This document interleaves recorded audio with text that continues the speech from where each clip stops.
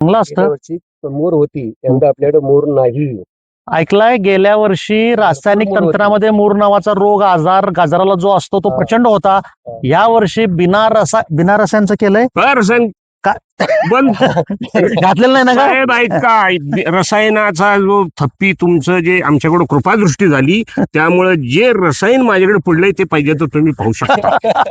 आणलेलं रसायन वापरलेलं तसंच आहे, नाही, तसंच आहे. अनेकांसारखं आहे. गंमत बघा मित्रांनो, मागच्या वर्षी जो मोराचा रोग होता तो नैसर्गिक शेतीमध्ये आलेला नाही. मी हेच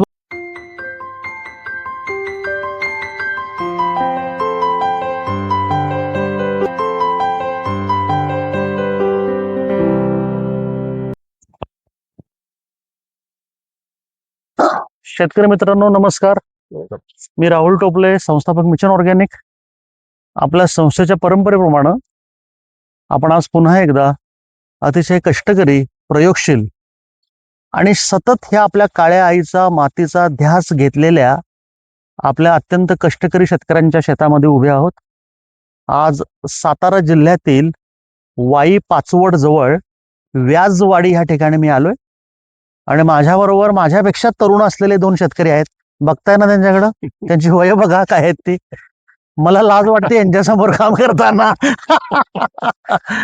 अतिशय खंबीर माझे शेतकरी हे माझे वडीलधारे आहेत, ज्यांच्याकडे मी प्रेरणा घेतो. असे भगवंतानं मला असे सहकारी मिशन ऑर्गॅनिकला दिलेत. हे आमच्या बरोबरचे पिसाळ साहेब व्याजवाडीतले दोन्ही पिसाळ आहेत. तुमचं नाव भगवान पिसाळ आणि यांचं नाव अंकुश पिसाळ. अंकुश पिसाळ गेली 3 ते 4 वर्ष मिशन ऑर्गॅनिक बरोबर काम करतायत.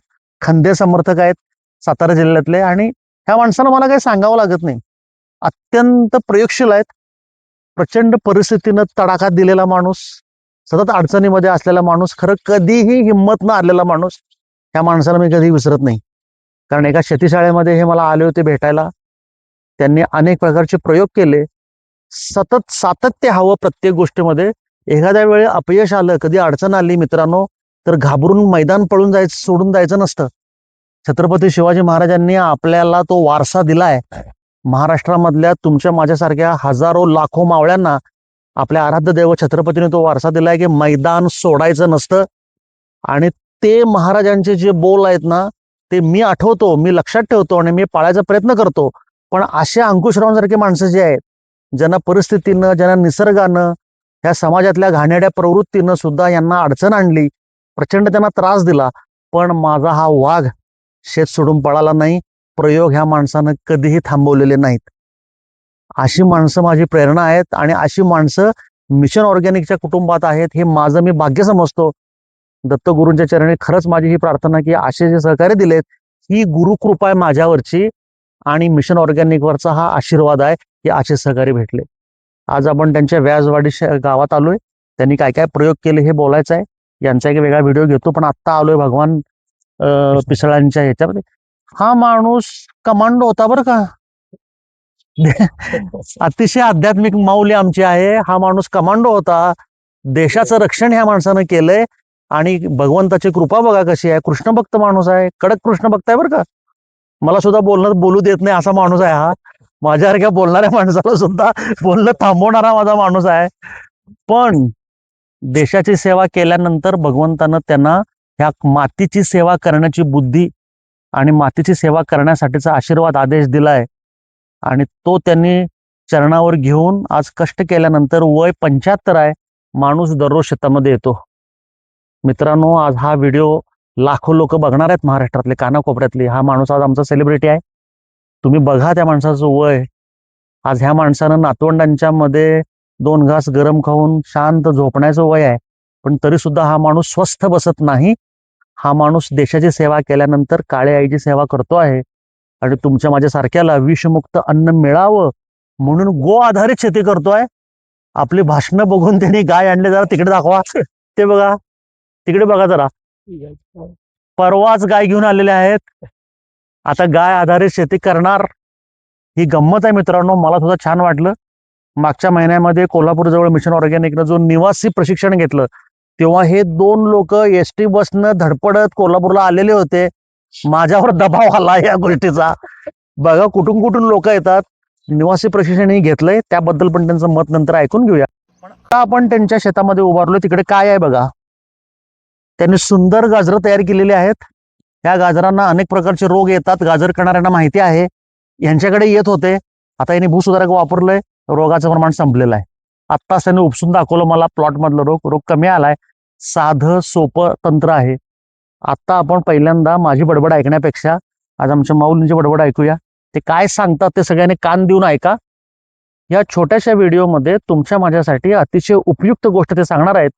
गाईचं महत्व जे मी सतत गेली 10 वर्ष अखंड महाराष्ट्राला सांगण्याचा प्रयत्न करतोय, आज ही तरुण माणसं माझं ऐकून गाय आणतायत. देवा, अजून काय हवं मला? माझ्या हातून गायीची सेवा व्हावी. आपण सनातन धर्मी लोक आहोत. जशी आपली घरची आई आहे तशी ती गोमाता आहे आणि ही भूमाता आहे. 3 आया आपल्याला आहेत आणि त्या 3 आयांची सेवा करण्याची बुद्धी, संधी भगवंतानं आपल्याला द्यावी. मला ती दिले, मी निष्ठेनं पार पडतोय, कारण असे सहकारी माझ्या बरोबर आहेत. चला चालू करूया आपण. देवा नमस्कार. नमस्कार. तुम्ही तिकडे बघून तुमचं संपूर्ण नाव, गाव, पत्ता सांगा. महाराष्ट्रातले लाखो लोक हे बघणार, तुमचे शब्द न शब्द माणूस ऐकणार आणि ते अत्यंत मोलाचे आहेत. तुमचा संपूर्ण, तुम्ही आम्हाला गुरुस्थानी आहे, त्यामुळे शांतपणे तुम्ही जरा आपल्या लोकांशी बोला. पहिल्यांदा नाव सांगा. माझं नाव भगवान केशव पिसाळ आणि माझी सैनिक आहे. मुक्काम पोस्ट व्याजवाडी, तालुका वाई, जिल्हा सातारा. तुम्ही आता मला दाखवली गाय आणली आहे, त्याबद्दल जरा आपल्या सगळ्या लाडक्या शेतकऱ्यांना सांगा. तुम्हाला काय भावनेतनं गाय आणायची वाटली आणि काय मनातलं काय आहे? सगळ्यात पहिला महत्वाचा विषय की राहुल साहेबांचे 1-2 व्हिडिओ पाहिले आणि त्यातमध्ये त्यांनी एक महत्वाचा विषय सांगितला की गाय ही काय वस्तू आहे. ते माझ्या मनात घट्ट बसलं आणि त्यामुळं मी विचार केला की आता आपल्याला गाय पाहिजे आणि पाहिजे. मग काय करावं? तर एक फोन आमचे जीवातले कीर्तनकार अधिक भारुडाचार्य धोत्रे महाराज यांना पहिला फोन लावला. त्यांना सांगितलं गाय पाहिजे. ठीक आहे म्हणते.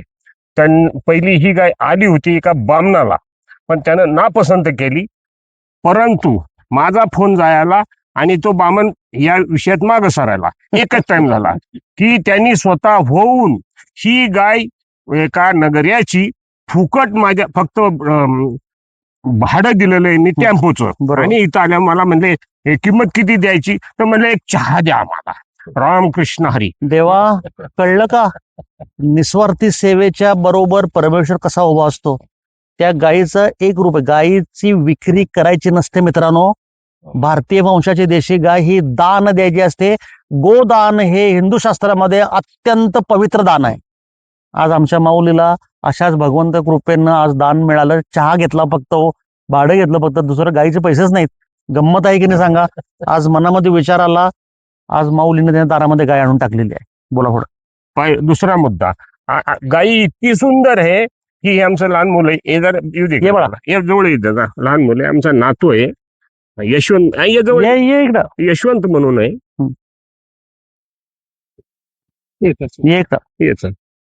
जवळ आहे. हा शाळेत आहे 5वीला. ठीक आहे, थोडक्यात घेतो. हा ह्या गायीला बाहेर आत नेणार, आतनं बाहेर आणणार, सोडणार, त्या तांगड्या खालनं जाणार, त्याच्या अंगावरनं हात फिरवणार, डोक्यावरनं हात फिरवणार, खायला टाकणार, रतीब देणार, अशी या माझ्या नातूची किमया आहे. बघा, ती गाय लहान बाळांना सुद्धा कसं जवळ घेते.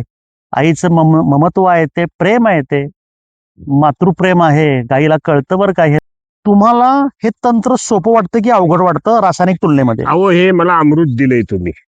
2 महिन्यापासून केलं, पण त्याचे फक्त 2 महिन्यात मध्ये आपण या ठिकाणी तुमच्याशी प्रेमानं अंतकरणापासून तुम्ही कृष्ण म्हणून आम्ही जोडलेलो आहात. आणि ते कृष्ण म्हणून आता मला बोलायचे, त्याने तुम्ही आता थांबावं लागेल. कृष्ण म्हणजे कसं, मी थोडक्यात सांगतो. सगळ्यात महत्वाचा की कृष्ण हा सगळ्या जीवनाचा एक आपण म्हणतो उद्धार करणारा आहे, त्यांचे रक्षण करणारा आहे. त्यांना कुठे अडचण, त्याचं नामस्मरण केलं की तो ताबडतोब धावून येतो. त्या पद्धतीनं साहेबांनी हे भारताला निरोगी बनवण्यासाठी जे हे कार्यक्रम आखलेला आहे, नैसर्गिक शेती, याला आणि त्यांच्या संपूर्ण टीमला मी आदराने अंतकरणापासून नमस्कार करतो. याला फक्त आम्ही 2 वेळा फवारणी केलेली आहे आणि 3 वेळा बुधवारात सोडलं. प्लॉट जरा तिकडे दाखवा. मित्रांनो, बघितला किती सुंदर प्लॉट आहे. गाजर हे 3 महिन्याचं पीक आहे. ज्यांना माहिती नसेल त्यांच्यासाठी, शेतकऱ्यांना सगळ्यांना माहिती आहे.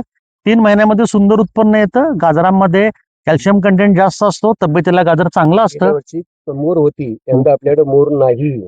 ऐकलाय, गेल्या वर्षी रासायनिक मोर होती. तंत्रामध्ये मूर नावाचा रोग आजार गाजराला जो असतो तो हा. प्रचंड होता. या वर्षी बिना रसायनचं केलंय. रसायन बंद घातलेलं नाही ना का? साहेब ऐका, रसायनाचा जो थप्पी तुमचं जे आमच्याकडे कृपादृष्टी झाली, त्यामुळे जे रसायन माझ्याकडे पडलंय ते पाहिजे तर तुम्ही पाहू शकता. आणलेलं रसायन वापरलेलं तसंच नाही, आहे, तसंच आहे. अनेकांसारखं आहे. गंमत बघा मित्रांनो, मागच्या वर्षी जो मोराचा रोग होता तो नैसर्गिक शेतीमध्ये आलेला नाही. मी हेच वारंवार सांगतोय, रसायन थांबवल्यानंतर तुमची शेती सदृढ सशक्त होते. पिकं स्वतः तयार होतात, त्यांची प्रतिकारक शक्ती वाढते, रोगराई येणार नाही.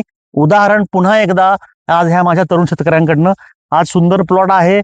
रोगाचं प्रमाण ना की बरोबर आहे, किरकोळ पण ना की बरोबर आहे, ना की बरोबर आहे. आज आमचे शेतकरी खुश आहेत, आनंद आहे. तुम्ही खुश आहे माऊली? एकदम खुश. मी नाही, माझं संपूर्ण कुटुंबच खुश झालेलं आहे. सगळं कुटुंब खुश आहे, आमचा देव खुश आहे. अजून काय पाहिजे आम्हाला? लक्षात ठेवा मित्रांनो, मिशन ऑर्गॅनिकचं आपलं ब्रीद वाक्य कधीही विसरू नका. मी वारंवार सांगतोय, सदृढ सशक्त भारताचे स्वप्न. आपण सगळे देशप्रेमी लोक आहोत. आपल्या देशातील पुढच्या पिढीसाठी, आत्ताच्या सध्याच्या पिढीसाठी, हे बघा बाळ ही आमची, ही पुढची पिढी आहे भारताची. यांच्यासाठी, माझ्या बाळांसाठी तब्येत चांगली राहायला नको का? हे तुमचं माझं काम आहे. या घाणेरड्या कलियुगामध्ये बाकीचा द्वेष, विद्वेष आणि बाकी सगळ्या घाणेरड्या गोष्टी सोडून आपण सगळ्यांनी भूमातेची सेवा केली पाहिजे, जमीन वाचली पाहिजे, कर्ब वाढवला पाहिजे आणि येणारं सगळं उत्पन्न हे विषमुक्त तयार केलं पाहिजे असं. आणि हे कुणीही उठून लगेच खाल्लं पाहिजे की धुवायची काय गरज नाही, कारण ह्यात रसायन नाही, कुठलीच गोष्ट नाही. अतिशय सुंदर तब्येतीसाठी तयार होतंय. ही लोक आज त्या मार्गाने आली, ह्याबद्दल मी भगवंताचे पहिला आभार मानतो. यांचे काय आभार मानणार नाही, कारण हे माझे माणसं आहेत. आपल्या माणसांचे आभार विभार काय मानायचे? तसलं काय आपण इंग्रज नाही आहे थँक्यू आणि सॉरी म्हणाला. आपण मराठी लोक आहोत, आपण हिंदुस्थानातली लोक आहोत. आपण हे सगळं ना कृतज्ञता हवी, त्याला म्हणतात ग्रॅटिट्यूड. आणि मी खरंच कृतज्ञ आहे. मी भरून पावलो. भगवंतानं आज आम्हाला ही सेवा करण्याची संधी दिली आहे. आणि आज हे सगळे लोक आहेत ना आमच्या बरोबर. मिशन ऑर्गॅनिक हे आपलं कुटुंब आहे, मी वारंवार सांगतोय. आणि ह्या कुटुंबातले माझे सदस्य आहेत, ज्येष्ठ सदस्य आहेत. यांच्याकडनं मला शिकायचं आहे. मी लहान आहे यांच्यापेक्षा, अनुभवानं सगळ्याच गोष्टी लहान आहे. ही लोक मला सांगतायत, शिकवतायत. यांच्या कृतीतून मिळणारे संस्कार मिशन ऑर्गॅनिकला मिळत आहेत. आज यांनी गाय आणलेली आहे, आज हे बाळ गायची सेवा करतायत. आज सुंदर विषमुक्त अन्न तयार होत आहे. अजून काय हवंय? यांचा अजून एक भेंडीचा प्लॉट आहे, त्याचा पण एक छोटा व्हिडिओ घेऊया आपण. सगळ्यांनी लक्षात ठेवा, हे छोटे छोटे क्रॅश क्रॉप घ्यायचे. ऊस बीसला गोळी मारा, सोडून द्या. ते 12-14 महिन्याचं घाणेरडं पीक 3 रुपये किलोनं विकतात. ह्याला दर काय लागलाय आता चालूला हा? साधारण 30च्या आसपास. 30 रुपये लागलाय. आसपास ऐकताय तुम्ही? 3 महिन्याचं पीक 30 रुपये दर लागलाय. आणि 12-14 महिन्याचं पीक ऊसाचं, त्याला दर आहे 3.5 रुपये. काय शेती करताय काय करताय? ह्या माणसाला कळालं 3 महिन्यात 30 रुपये घ्यायचे असतात, 14 महिन्यामध्ये 3.5 रुपये नाही. समजून घ्या, त्यात 3 पिकं येतात. 30 गुणिले 3 किती? 30 त्रिक 90 रुपये घेऊ शकताय. ते 3.5 रुपये घेताय तुम्ही ऊसाचे. बंद करा ऊस तो पहिल्यांदा. बघा ही लोक काय करायला लागलेत. हे माझं विनंती आहे मित्रांनो, समजून घ्या. ऊसापासून लांब या. घाणेरडं पीक आहे ते, आणि कष्ट तर केले पाहिजेत. असं घरात बसून फॅन खाली शेती होत नाही. शेतामध्ये यावं लागतं, राबावं लागतं. आज वय 75, माणूस दररोज शेतामध्ये काम करायला. भेंडी तोड सुरू आहे, हे सुरू आहे, छान सुरू आहे एकदम. तुम्ही सुद्धा असं छान छान शेती करा, 2 पैसे मिळवा आणि आनंदानं समाधानानं जगण्याचा मित्रांनो प्रयत्न करा. नेहमीप्रमाणे मी भगवंताला, दत्तगुरूंच्या चरणी मी प्रार्थना करतो. आज मिशन ऑर्गॅनिकचे सदस्य सगळे, जे माझे लाखो शेतकरी आहेत आणि जे नाही आहेत शेतकरी आमचे सदस्य, तरी पण ते शेतकरी आहेत, त्या सर्वांच्या हाताला परमेश्वरा यश दे. प्रत्येकाचं डोकं शांत ठेव. माझा सगळ्या शेतकऱ्यांचं आरोग्य चांगलं राहू देत. आणि त्यांच्याकडून ह्या भूमातेची सेवा करण्याची बुद्धी, गोमातेची सेवा करण्याची बुद्धी माझ्या शेतकऱ्यांना दे भगवंता. ही तुझ्या चरणी कळकळीची विनंती. थांबतो. धन्यवाद. रामकृष्ण.